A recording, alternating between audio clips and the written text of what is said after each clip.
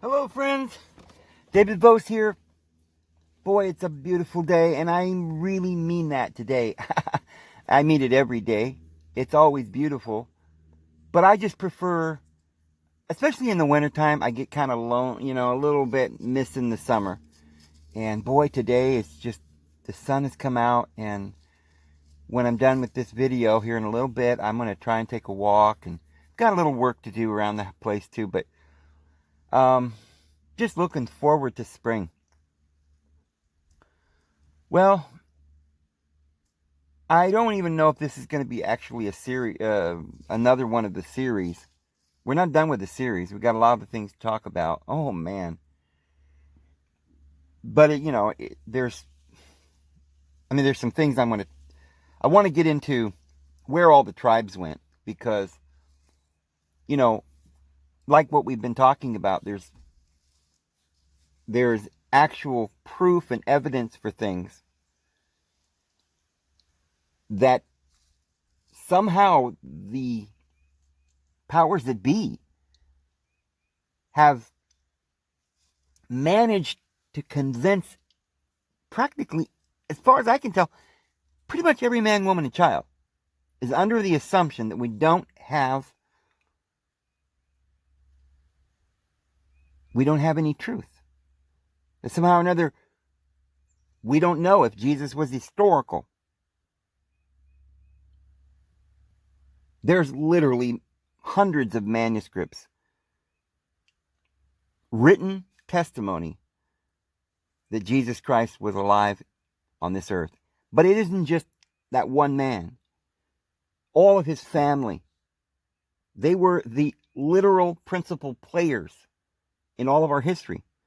But they've obscured all of that, We talked about Mary Magdalene, this amazing, powerful woman that was a queen, was very wealthy. And all the ancient, early first century historical writings tell you about her. I mean, she's in all of the historians that we have, all of it. And Jesus' brother James, John the Baptist, and all these characters, the Essenes, the Nazarenes. If the Nazarenes existed, then their leader, Jesus the Nazarene, existed. I mean, the entire story, it's integral to the entire historical facts that we know. But, this goes beyond that. So we've been told there is no historical evidence, no archaeological evidence. Well, like we were doing yesterday, we were showing that the New Testament has always been there. Those words that we talked about, like Galilee meaning a wheel, it's always been there. That place where we talked about where Jesus went to the Decapolis, that's always meant the 10 regions or the 10 cities. Now, if it was written that way, was translated correctly, you'd know. Be no doubt, it would make so much sense what Jesus was doing, that he was going around in a circuit, that it wasn't an actual town, and that these locations were the lost tribes of Israel. It throws you off when these words are made into some sort of place names that are false directors, so that you don't even know where you're looking. And you read Gadarenes, and you wouldn't, maybe it should be translated the tribe of Gad. Now, the translators were thrown off because there was an actual plot. As we said, Mary and her 2 children went to the south of France. And this became the Languedoc. This became the valley of the Fisher Kings. This is known to all of history. Snippets and pieces. You only get snippets and pieces. And so you think it's mythology. You don't know what, you're not fully... I mean, come on, there's so much that we could learn. You wouldn't be able to research all this yourself. But if the individuals that were doing the research or that were doing the leading, if we had a church that was faithful, if the Catholic Church hadn't have purposely hidden these things from us, we would have always known these things. You wouldn't have to do any research. It would just be something that would be there. It's still there, but let me give you an example. So this little group of individuals down in the place called the Valley people, which is called the Waldensians, the Vadios. Sometimes it's called the Vadios. And they became also known as the Albigensians because they pushed up into the Alps. And there's an area up there called Piedmont. You've probably heard of this. There's even churches called the Piedmont Church because they're trying to get back to the original. You've got people that call themselves Bohemians, the Bohemian Church. That's because that goes back to this faithful line of Christianity, started by Peter Waldo, who translated it into the common Occident language there. And in his tradition, individuals like Luther and Huss and Calvin was also taught by the Waldensians. Now, we're not sure about Wycliffe. That may have deviated because the problem was that they originally had a thing that we called the Textus Receptus. In other words, the official received text. It was written in Greek. See, the Christians only used Greek. They didn't use Latin. The early Christians, the apostles and Jesus, used Greek. And they had a Greek Old Testament called the Septuagint. This is the Textus Receptus. Their entire Bible was written in Greek.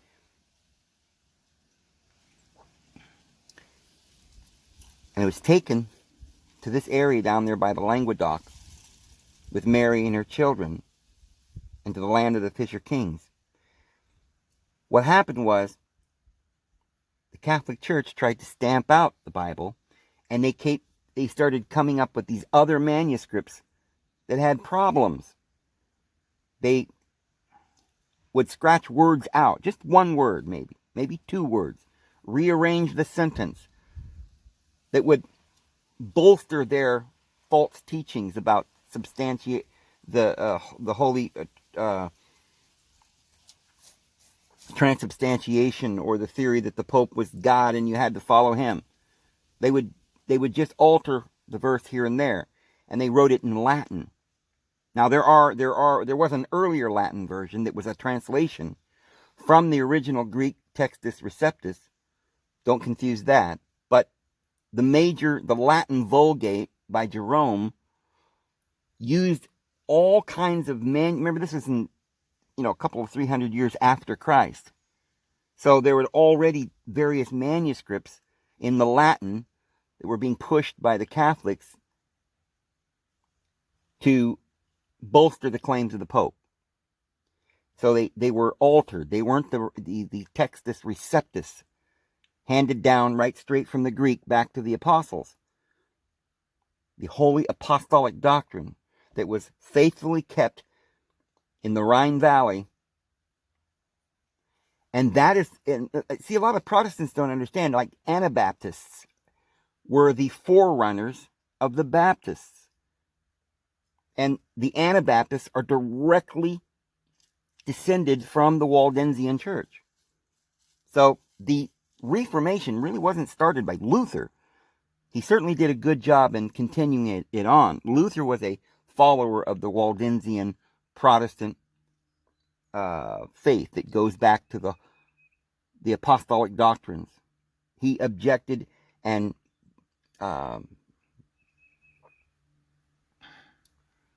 condemned the Holy Roman Empire and their false teachings.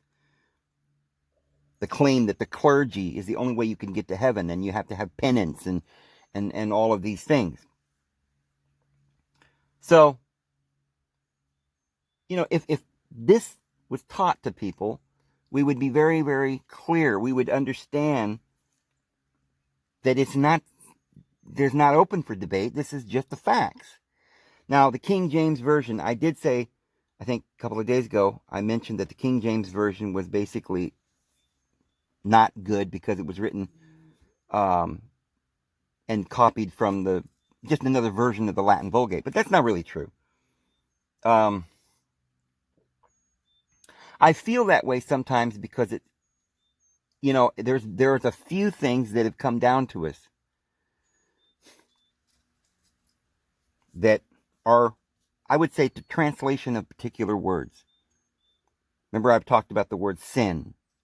Now, we have the word sin. It doesn't, yes, the King James Version uses the Holy Textus Receptus. It's a good translation. It's way better than the Catholic Douay version, which is still in line with the Jerome Latin Vulgate, which is full of errors. So in the text itself that they used to do the King James Version, which in 1611 had the Apocrypha, it was correct. The problem is that by that time, the Catholic Church had already achieved much of what they wanted to do, because their translation from the Latin Vulgate made certain words like sin, sort of crystallized them into a wrong concept, so that we have Baptists today still using the King James Version and still believing in this tradition, this Protestant tradition going back to the early church. But yet they don't realize they've been influenced by this Latin Vulgate that's all over the world in their Catholic schools and colleges, and they murdered in the Great Inquisition. They wiped out all the Waldensians and Albigensians, as they were pushed up. And so because of this influence and pressure and their sheer takeover of the entire world and basically pushing the Protestants up into Scotland and England and places like that, and Ireland, most of Europe was completely engulfed in this falsehood with intimidation and threats of murder. So therefore, the translation of the word itself had stuck. The concept of sin and penance. The idea that somehow you're a sinner and you need to go to the priest to get penance. That there would be purgatory or suffering. That concept. So that's stuck, and it's corrupted the Protestant movement as well. But it's just that the words that they translated, that Greek, which is the correct Greek, the way they translated it was having in mind the false concept that had already become dominant by the Catholic Church in the Latin Vulgate. So the point is that we would know. You hear a lot of people saying, "Oh, the King James Version is the holy, Bible right straight from God. It's the only version you should use." Well, there were many Protestant Bibles. I mean, the problem is that when Peter Waldo first translated the Bible, it's not like there wasn't any Bible before that. There was this holy Greek Textus Receptus that they preserved and carried down. But the problem is that now they spoke the Occitan language. They began to speak French and Latin and other language. So if you spoke German or something, you couldn't read this Textus Receptus. So what they did, these holy men of God like Peter Waldo and Calvin and Luther, they made faithful translations from the Holy Textus Receptus.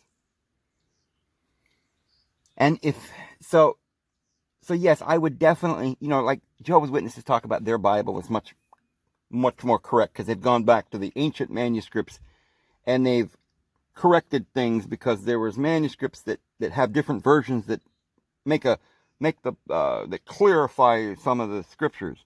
Well, what they're doing is they're going and deviating from the Holy Textus Receptus. And they're using manuscripts that were written as falsifications of the scripture. The Latin manuscripts and the Alexandrian manuscripts.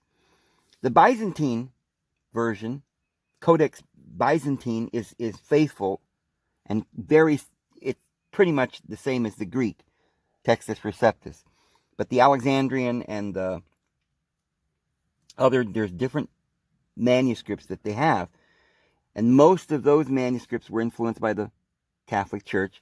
And there are errors, many, many errors in those. And so when somebody like Jehovah's Witnesses goes back not having a clue what they're doing, thinking that all these manuscripts are equal. Oh, look at this Latin one here. It's like 400 AD. Well, hey, this has got a different variant in the text. So we'll use that one because we like it better. No, no, no, no. That is not from the received text, straight down through the channel of Mary Magdalene, who is the Holy Grail. And those knights who protected her were not just protecting her, but they were protecting with the spear, with the divine protection of God. They were protecting the holy kings and the prophets. Remember, these were priest kings. They're not just some kings. If they were kings, bloodthirsty kings, they would have ruled the world, wiped out the Romans. But many of them died as martyrs. Remember, Peter Waldo, a king, gave up all his wealth and became a beggar and spent the rest of his life without any clothes and food, just what he had on his back, what people would give him out of their kindness. And he translated faithfully the Holy Textus Receptus.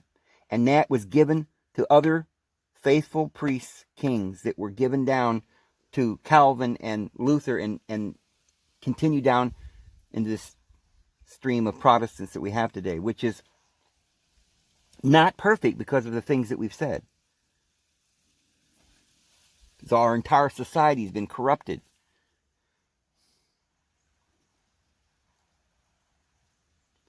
So we're taught that these stories, and it's funny, we go to the movies and we see these stories about the princess and the king and Cinderella and all stuff. We just think it's just fantasy movies, and we don't understand that these stories aren't just some kind of fantasy. These were historical records. They're telling us that our Father in heaven's got this under control, and he's preserving his word, and he's preserving it by faithful ones. And there's somebody there, that great knight, that's going to protect these individuals. And they did manage to protect them. No, they didn't conquer the world. That's not their intent. Their intentions was to build libraries. Remember we talked about the other day how the bad kings, they had a problem. They weren't scientists. They weren't philosophers. They weren't priests.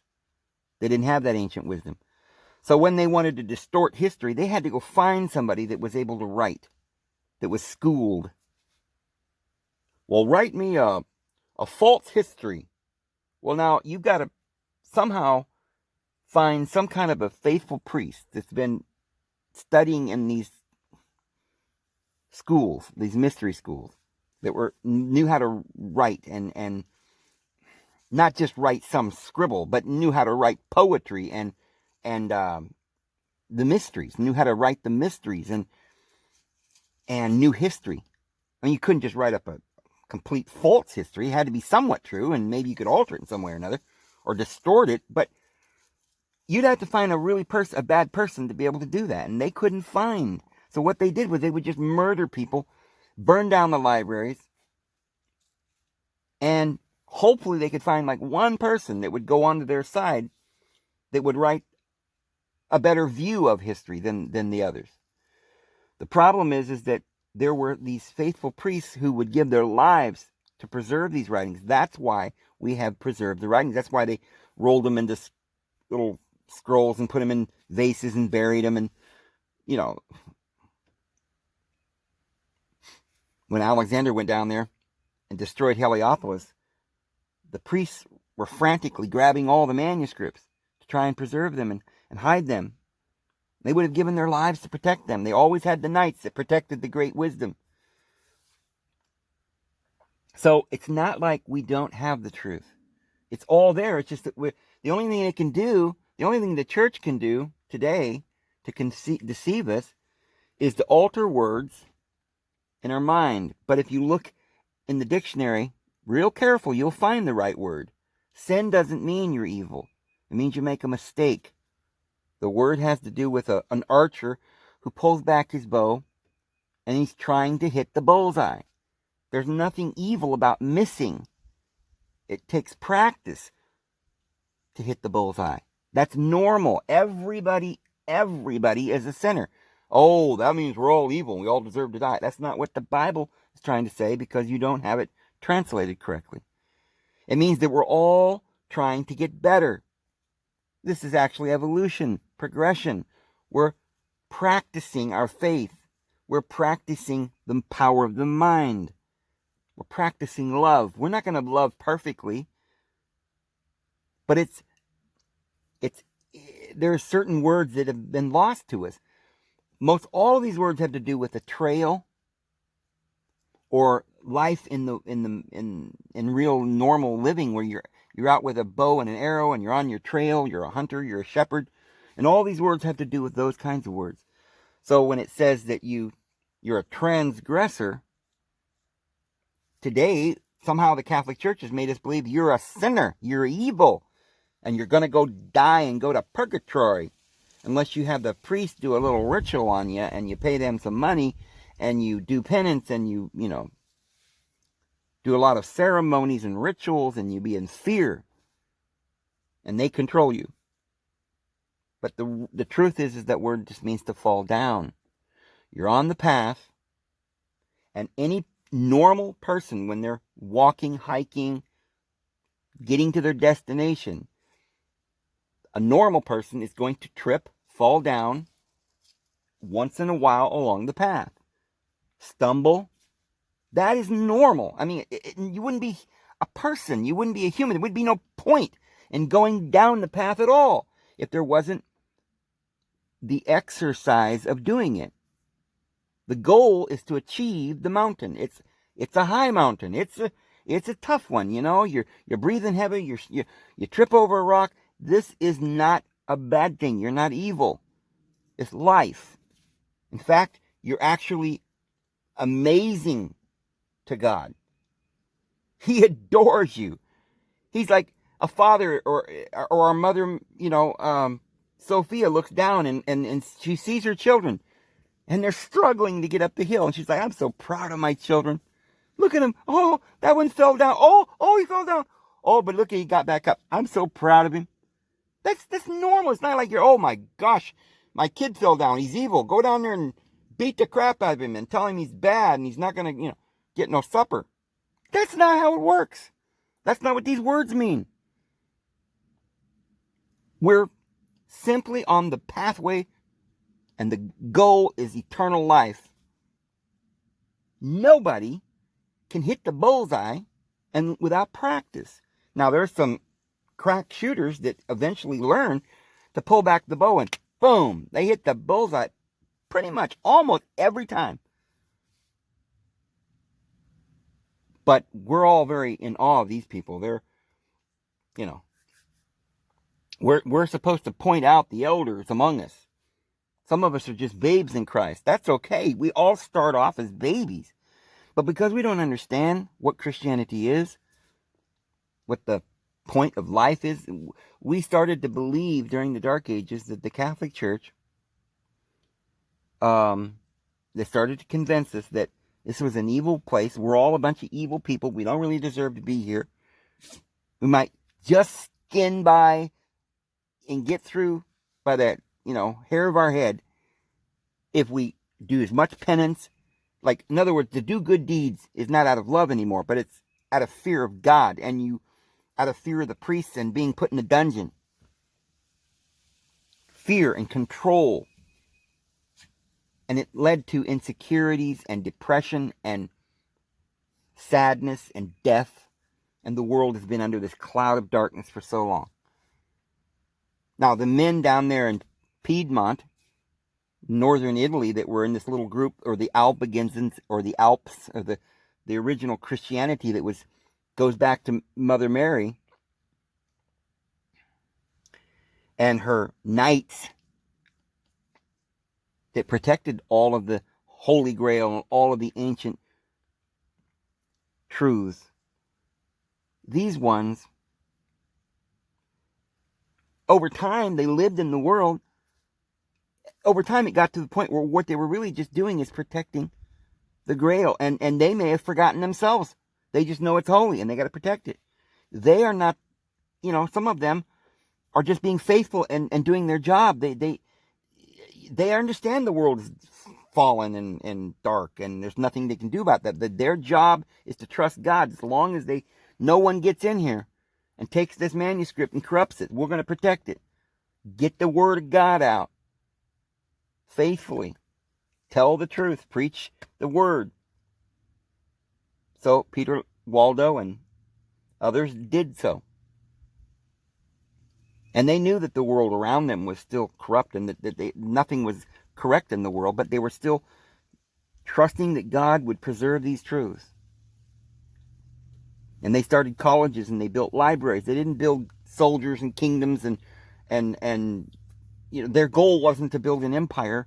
Their goal was to create a land where people could go and, like we talked about, the Isles of the Blessed, where they built a big temple and people could go and learn and hear the choir and receive the word, because the Bibles were hard to print in those days.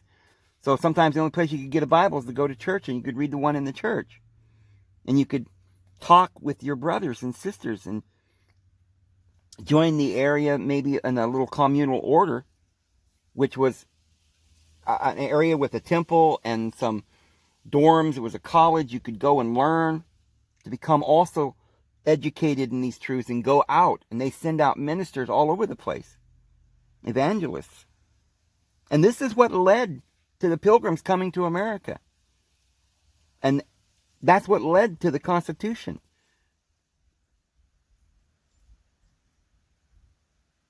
It wasn't a Roman Catholic monk that made the Statue of Liberty. It's not a Jesuit priest that wrote the Constitution. It says liberty and justice for all, freedom of religion, and freedom of speech. He didn't do that. We won, friends. We won the battle. I mean, those martyrs gave their life and blood and tears, and they kept being run out. They were ran out of France in the Great Inquisition. They were run out of Italy, and they moved up into Ion of Scotland and Glastonbury, England, and all over England. And what did they do when they got there? They formed parishes and churches and distributed Bibles and taught the Word. And they made Cambridge, which is where we got Newton, and we got Galileo and Copernicus, and we got scientists, and we got the truth, and they made libraries, and they started the Magna Carta, which is trying to improve our government so that people and the peasants could have fairness, gave us a jury of our peers, the Emancipation Act. I know it didn't just all happen in one day. Much of what they were trying to do in England kept being overthrown by what the Romans were doing. Finally, they got ran out of there. Today, Rome has taken over London. And they're trying to take over Washington. But the only thing they've been able to do over here is corrupt our government with mafia enterprises. And, they've got the scheme now where they can put somebody in as a senator or a president by billions of dollars. So they bypassed our election systems. They've taken the little towns where we vote in our mayor, and they've made a thing called the city manager that's run by the elite in the town, and they bypassed the mayor. The sheriff has very little power anymore, even though he's the local. He's elected by the people. They have all these ways to get around all the laws. You're supposed to be able to see You're supposed, under the Constitution, we're supposed to have a speedy trial. And you have to have a hearing within 72 hours.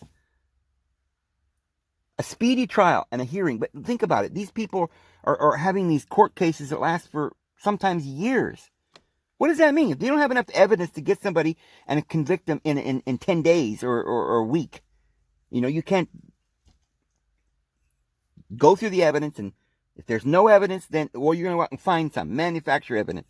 A year later, they find some, this is what we're witnessing it now with this impeachment thing, which is just a witch hunt. It's not, they didn't have any evidence against Trump that they needed to impeach him for. They were just trying to postpone his presidency by putting this cloud of, well, he may have done something. We got to go search for it. So they got Mueller and they started investigating, couldn't find anything. Well, it didn't matter. It's got to be there. This is what's going on with the poor people all over the world. Somebody stops you on the street and they say, well, we're going to charge you with a crime. Okay, well, do you have any proof? Well, give us about 6 months. You stay in jail. Well, you're supposed to have a hearing in 72 hours. That should be it. If there's no evidence, they should let you go. But no, what they do is they say, well, we don't have any actual evidence yet, but the prosecuting attorney has turned it over to the state, and the state's going to prosecute you now because, we have some kind of interest in this because we need to make some money off of you and charge you some fines. And even though you haven't done anything, we're going to, threaten you with life in prison or some, 2 years or whatever, and you do nothing, get you to sign it. Now you're going to have to pay some cash. It's a corrupt thing. So behind the scenes, they make deals.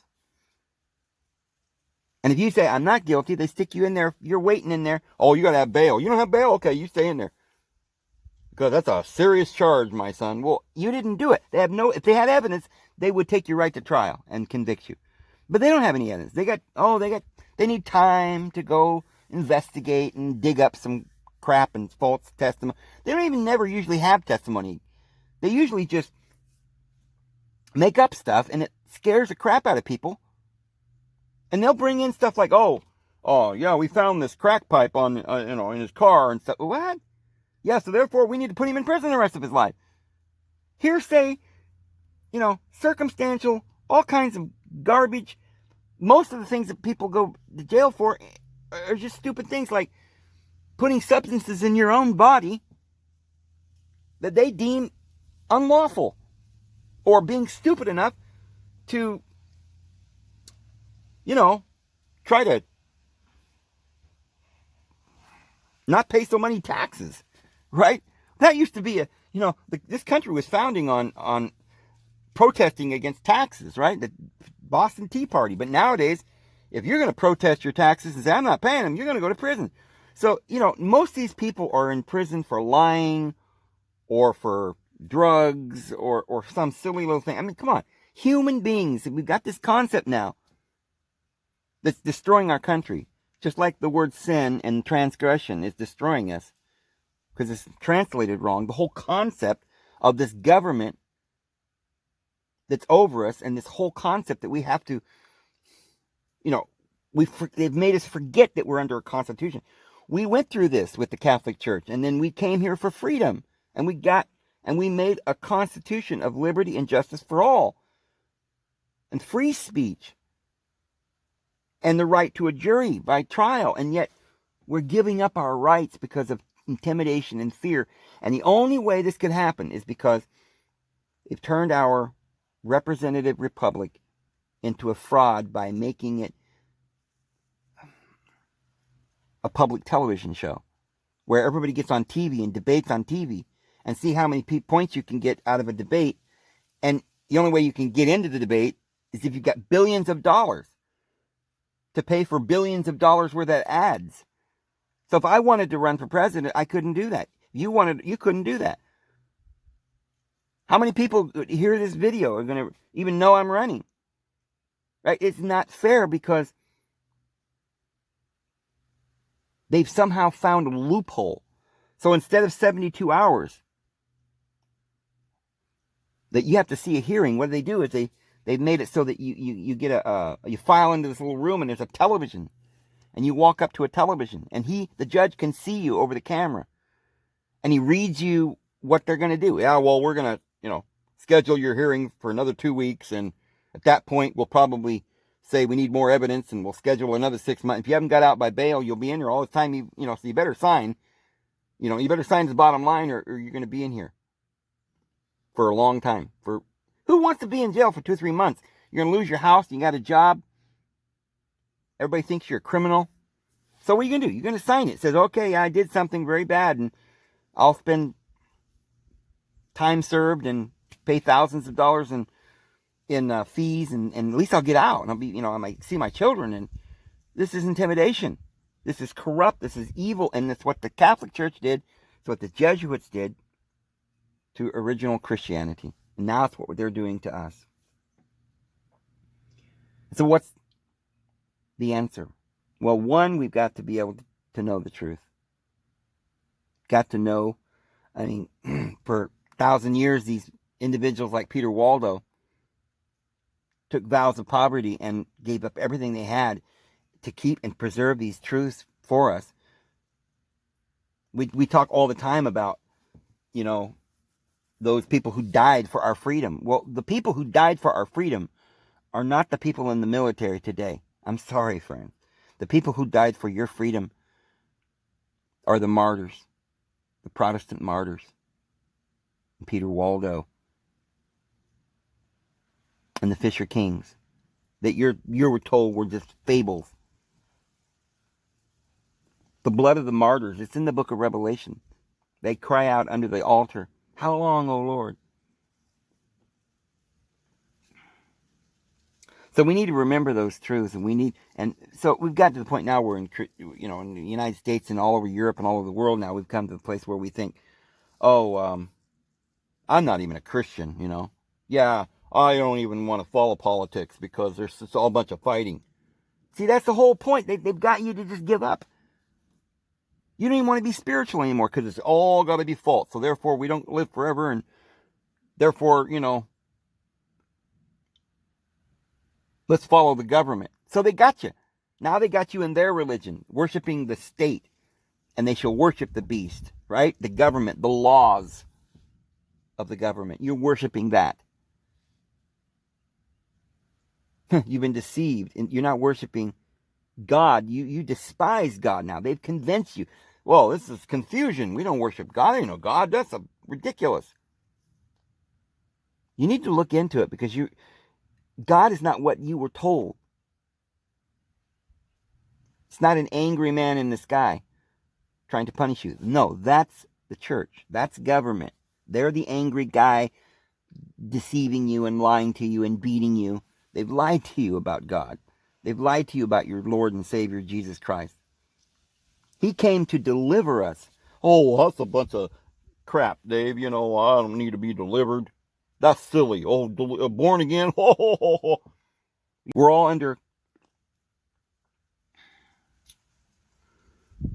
all under this bondage.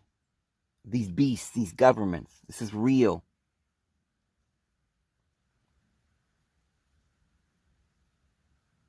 Jesus was the rightful king. And he said, my kingdom is no part of this world. I'm bringing a message to you. You're free. Don't listen to the deceiver. Don't listen to the liar. May the greatest among you be your servant. Call no man your father. We're all brothers. When did we forget this? How have we fallen from such great grace that we no longer in society are even willing to talk about spiritual things? Because look, if you don't want to talk about Catholic, sitting in a church and going, and I understand all these ceremonies and rituals. That's exactly what Jesus didn't like. If you don't like church, then you're right on the same page as Jesus.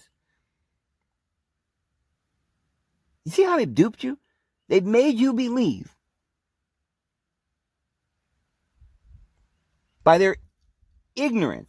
After they murdered and pillaged us and killed our forefathers and controlled us and stuck us in the dungeon, and we were running away from that. And what do they do to try and pull this scam off on us again?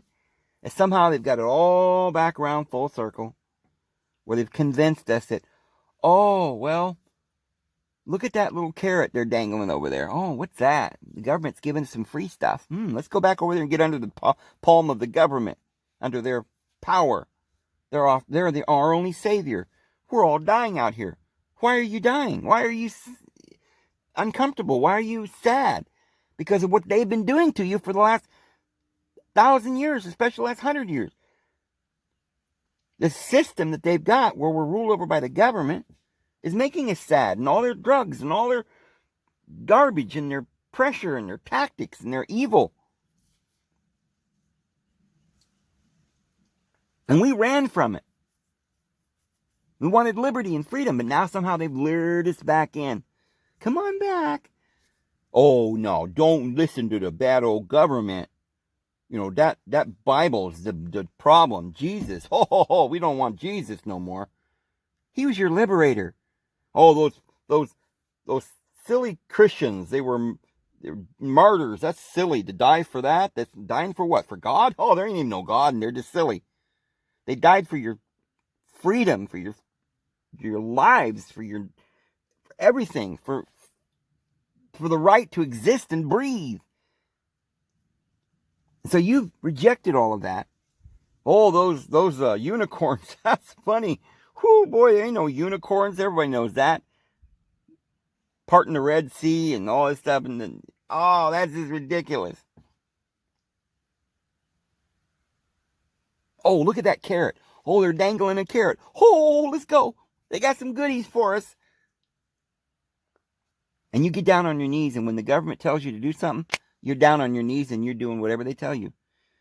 And now they're spreading a virus all over the world. Which, this is crazy. You see what they're doing here. First of all, this particular virus isn't even that bad. They say it's killed thousands of people. Well, the flu's killed many, many more thousands. People dying like flies. People die every day, and they always die from something. So if you're sick or ill or something, you're probably older or weak because you were born with an infirmity. And then something comes along like the flu or this, and boom, you die. And they say, oh, these thousands of people are dying of this. You got to die of something if you're frail or sick or old. So the old die of something. They always put down, well, he died of this, he died of that. They really are dying from malnutrition. It's what they're dying from, because we don't have any food in this world. But when they're malnutrition and they begin to do the thing that we call the aging process, which just means you're lacking in minerals and get arthritis because you got so much inflammation from the food that you're eating and the alcohol and the cigarettes, and you're just basically dying, then it takes something like the flu or something to come through, and boom, it just finishes you off. And so then they start this panic, and then now this draws you into them. You got to worship them because they're the only ones that can give you life. Now, look, they've got the medicine. They can save your life. They're not going to save your life. If you're a healthy person, the flu's not going to bother you. Healthy people don't just die. The weak and the feeble and the old die. And they die of whatever germ or... It's not even really the flu that kills them. It's just the fact that they end up dying. They're very weak. And they say, oh, well, he had the flu before he died. Yeah, because when your immune system's weakened and you're dying anyway, that's what you're dying from. Then you can contract these things like a flu and you can't get over it. So they say you die of a flu, but you're not really dying of this SARS or... It's a big lie. And they're just sucking people in. They've tried different tactics. They've most of these diseases are invented and they're spread to cause panic and to keep the populace under control. Because you see, regardless of whether you love the government or not, if you believe that they can save your life, you'll do whatever they say. So you ask yourself the question, why did this start in China? Don't the Chinese Why would the Chinese allow this? Why would they want this? Right? Didn't they know about this Wuhan laboratory? Didn't know about all this thing they were being studied there, and it all of a sudden spread from that same. They know. Why do you think they want to do this? They want control. They can crack down 750 million people on lockdown over there. That's what they want. I know it's just temporary, but you see,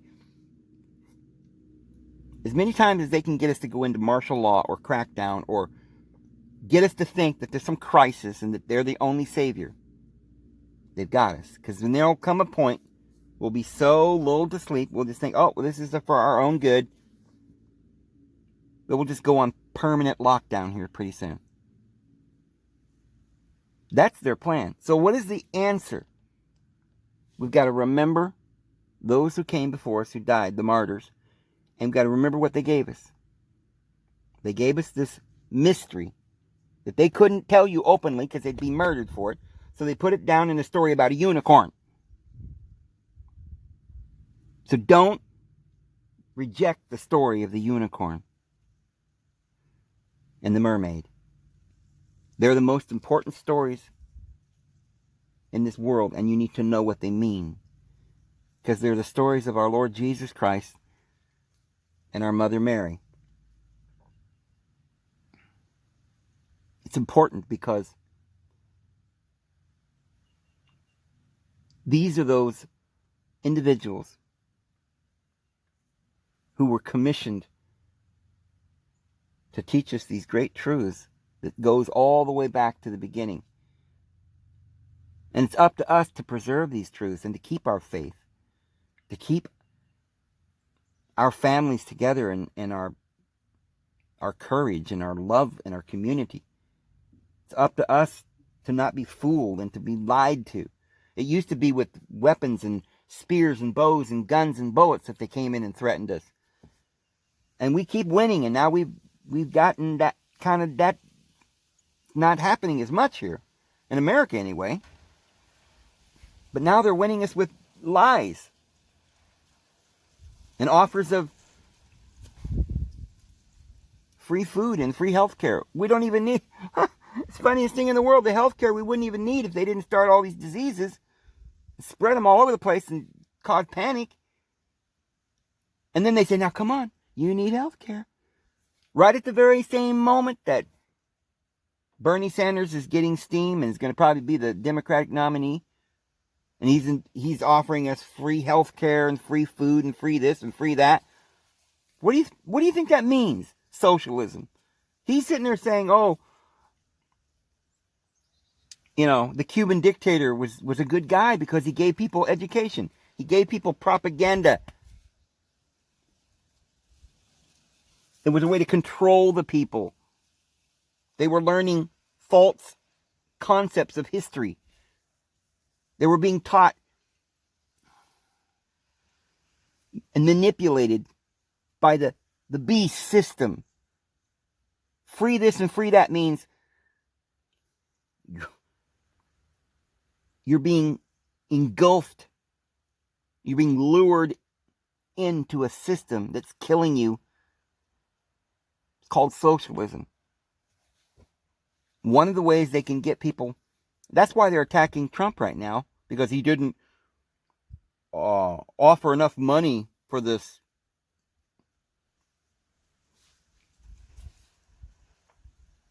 thing going around.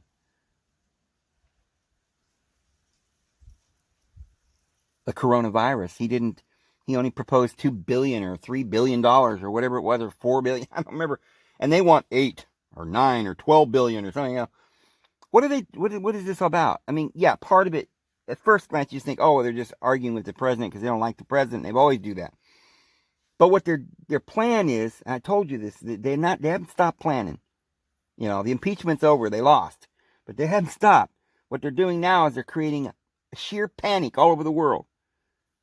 And when, as they say, maybe 60% of the world gets this, and remember, this isn't even real.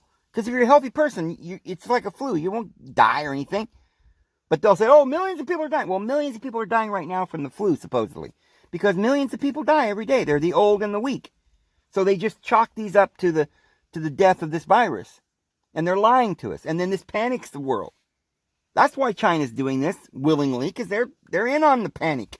They're in on the plot.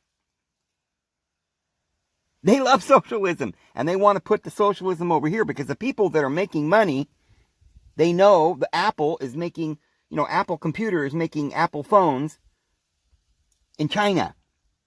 And Nike and, the basketball industry and the sports and all the stuff that they make money in, the pharmaceutical drugs and all the stuff that's being done in China and different places. They don't care about us. They're not locals. They don't care about our nation or our freedom. It's a socialist takeover of the world. And so they're going to attack Trump and say, oh, you didn't give enough money. You don't care about the people. We need to be panicked. Oh, Trump's not panicked enough.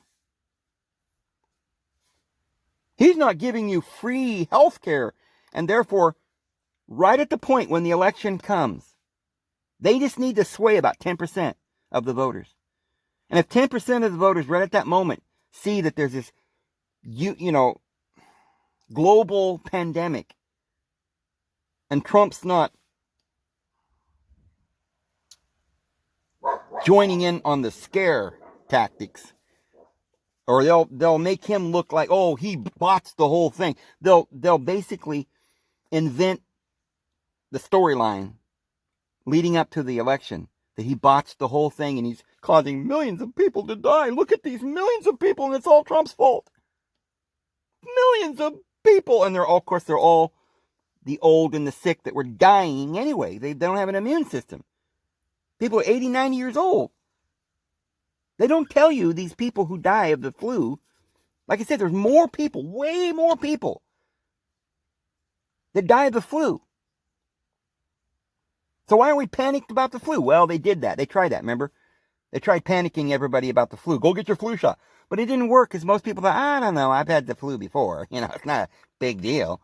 So they had to come up with it. They had to tweak it and call it coronavirus, and make some story. They probably leaked the story out of China about the Wuhan thing and whatever, just to panic people. So they're on the, they're trying to find a vaccine. So this is the problem, is that everybody in the world now is deceived.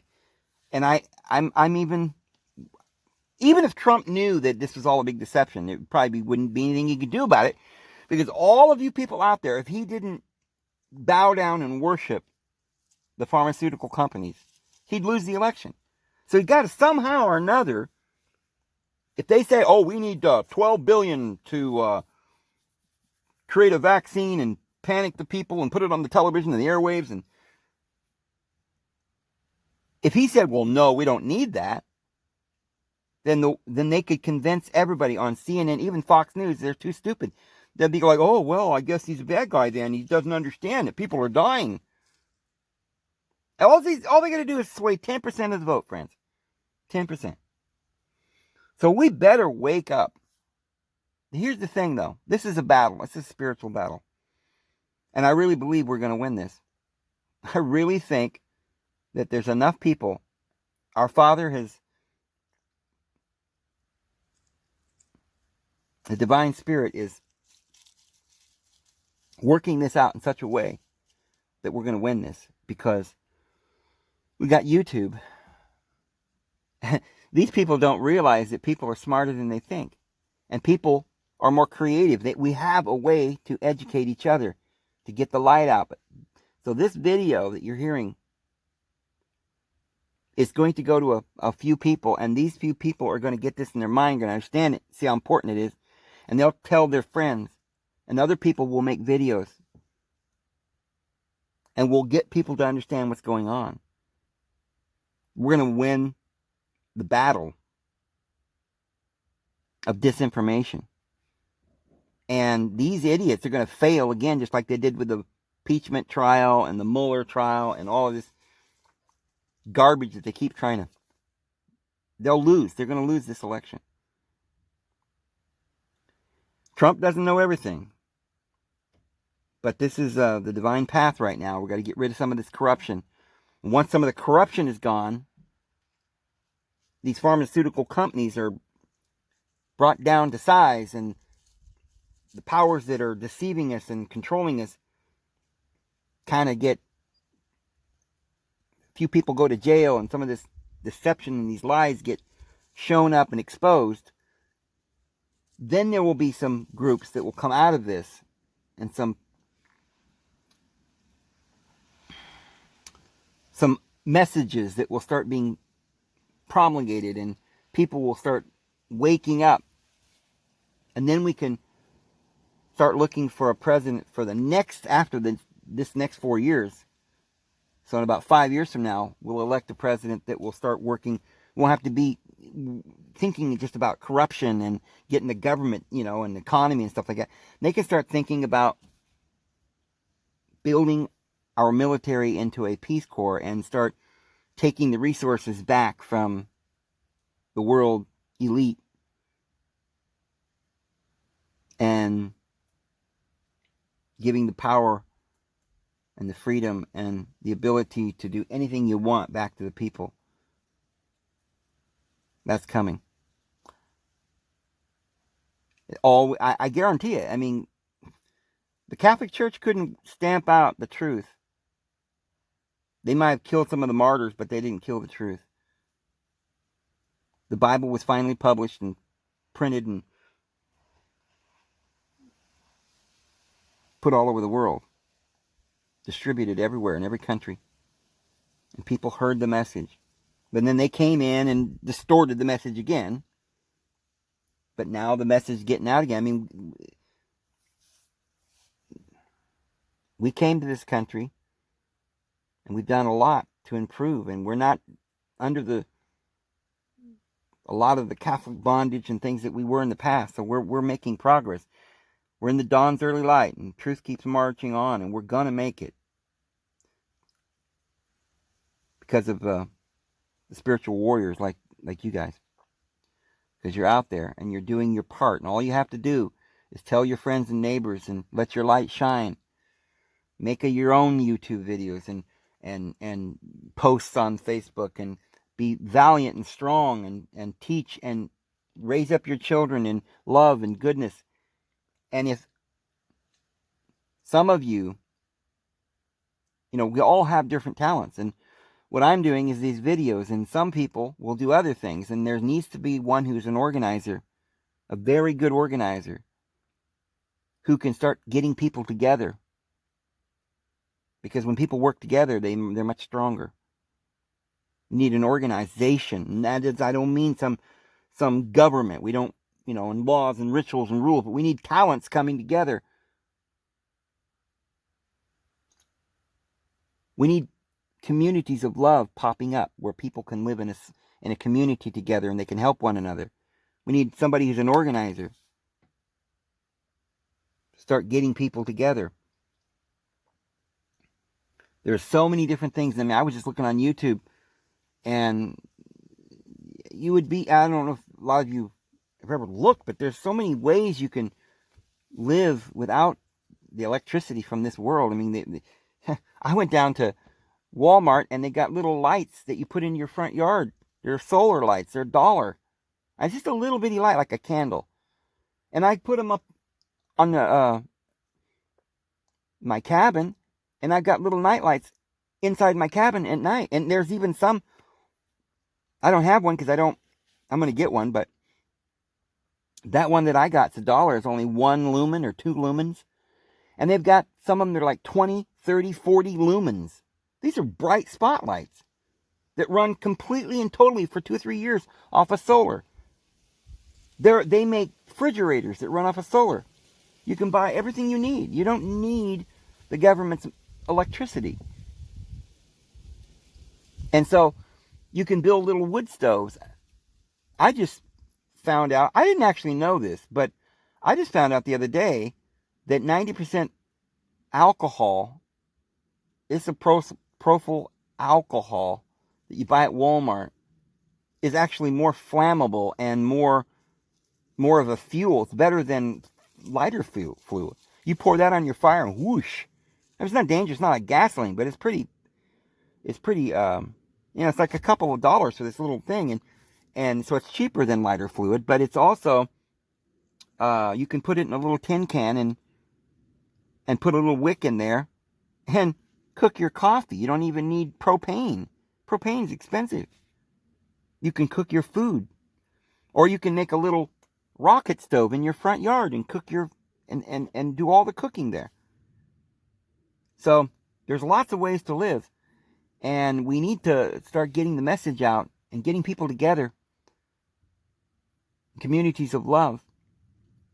But most importantly, we get the message of truth out and hope, because people are hopeless, and people believe the message that the government's telling them, that their only hope is to go to the government and get their shots, and the government give them handouts and food stamps and living vouchers and stuff. We don't need to live in their little communist. Think about this. Many of you, if any of you are out there, maybe a Democrat, and you're going to vote for socialist Bernie, and you think, yeah, we need money because it's expensive to buy a house, and the rent's too expensive, so we need a living wage. We need all this stuff. Well, just think about what you're going to get. A cubicle in the inner cities. That's your free housing. Food stamps that you'll go to the grocery market and buy chips, candy bars, and sodas. Do you see what's happening? You're going to live another 20, 30 years. You're going to get sick and die. If you don't die at 30, you're going to have some disease that pain, arthritis, very painful life.